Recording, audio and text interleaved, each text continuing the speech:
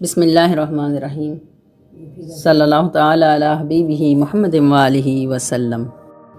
الا ان اولیاء اللہ لا خوف علیہم ولا هم یحزنون۔ سلسلہ عظیمیہ کے امام ابدال حق حضور قلندر بابا اولیاء رحمۃ اللہ علیہ ضمیر انسانی کی تشریح میں فرماتے ہیں، ضمیر سے مراد وہ نور باطن ہے جس میں قطعاً آلائش نہ ہو۔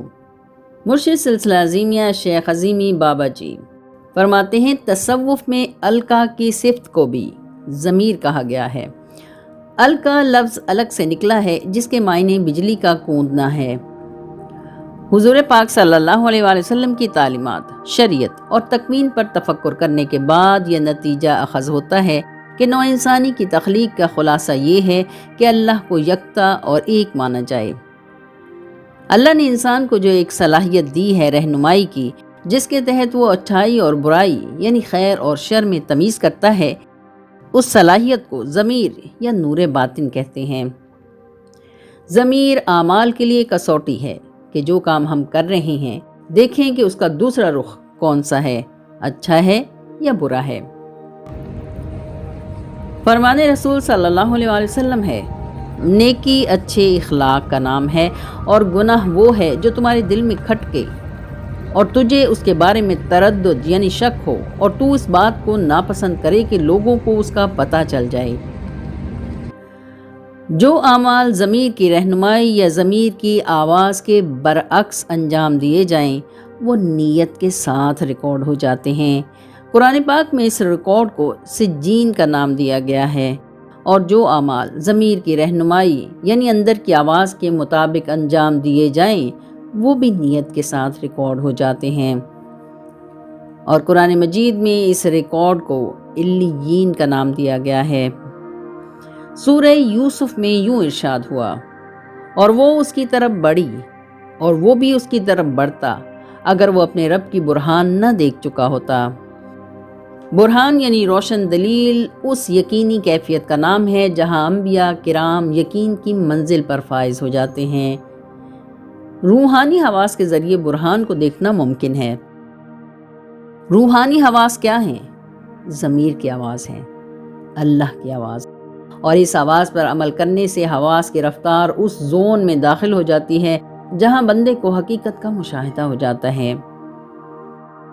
شیخ عظیمی بابا جی مزید فرماتے ہیں کہ ضمیر کا ایک مطلب احساس ہے جو اچھائی اور برائی کے تصور سے آگاہ کرتا ہے۔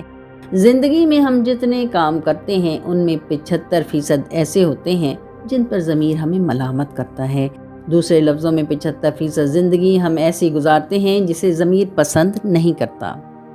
مثلاً جب ہم کسی کا حق مارتے ہیں تو ضمیر ملامت کرتا ہے، اور ضمیر کا ملامت کرنا ہی سب سے بڑے گناہ کی علامت ہے۔ اس طرح انسان ساری زندگی اور مرنے کے بعد بھی نقصان میں رہتا ہے۔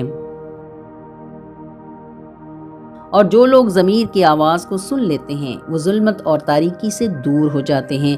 قرآن مجید میں ارشاد ہوتا ہے، اور ہم نے دکھا دیے اس کو دونوں راستے۔ ضمیر کا مطمئن ہونا یہ ہے کہ جو کچھ انسان اپنے لیے چاہتا ہے وہی دوسروں کے لیے چاہے۔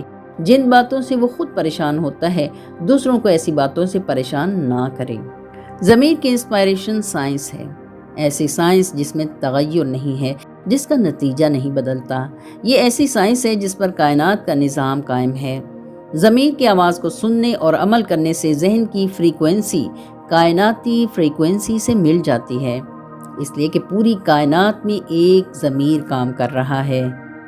ذہن میں اسپارک ہونا، اشیاء کا دیکھنا، تصویریں بننا، یہ بتانا کہ کیا کرنا ہے اور کیا نہیں کرنا، کوئی شے کیسے بنتی ہے، کس میں کتنی مقداریں کام کر رہی ہیں، سب ضمیر کی رہنمائی کے بغیر ممکن نہیں۔ علم صرف خالق کا ہے جو ضمیر کے ذریعے مخلوقات میں منتقل ہوتا رہتا ہے۔ انسان جب اندر کی آواز یعنی ضمیر کی طرف متوجہ ہوتا ہے تو وہ دراصل اللہ کے نور کی طرف متوجہ ہوتا ہے۔ ضمیر کو روشن ضمیر بنانے کے لیے ذکر الہی سے صفائی ضروری ہے، اور اگر یہ ذکر مرشد کا دیا ہوا ہو اور مرشد کے تصور میں کیا جائے تو سونے پر سہاگا ہوتا ہے، کیونکہ مرشد ضمیر میں نور باطن کی نشاندہی کرتا ہے۔ اس طرح ہر باضمیر آدمی کا دل روشن اور منور ہو جاتا ہے۔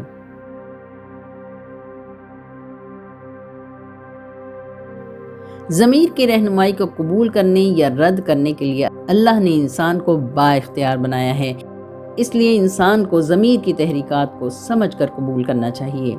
ضمیر کی رہنمائی اس وقت ہوتی ہے جب ذہن یا طرز فکر غیر جانبدار یعنی نیوٹرل ہو۔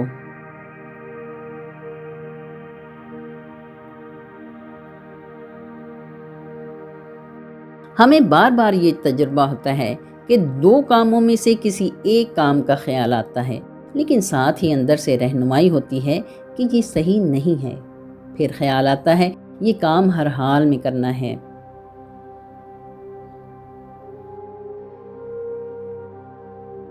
ضمیر کی آواز کے خلاف چلنے والے لوگ نفسیاتی مریض بن جاتے ہیں۔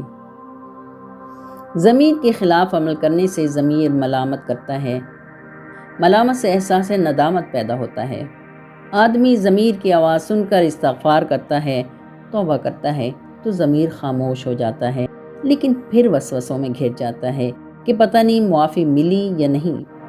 قرآن پاک میں ارشاد ہوتا ہے، شیطان وسوسوں سے شر کی تلقین کرتا ہے، دلوں میں شر اور فساد کو انسپائر کرتا ہے، اور پھر آدمی دو کشتیوں میں سوار ہو جاتا ہے، کبھی ادھر کبھی ادھر، اور پھر وہ طوفان میں گھر جاتا ہے۔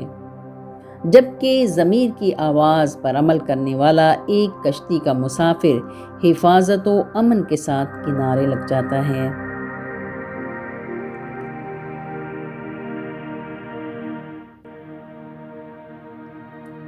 فرمان الہی ہے، اے نفس مطمئنہ پلٹ آ اپنے رب کی طرف، اس حال میں کہ تو اس سے راضی اور وہ تجھ سے راضی ہے، بس شامل ہو جا میرے بندوں میں اور داخل ہو جا میری جنت میں۔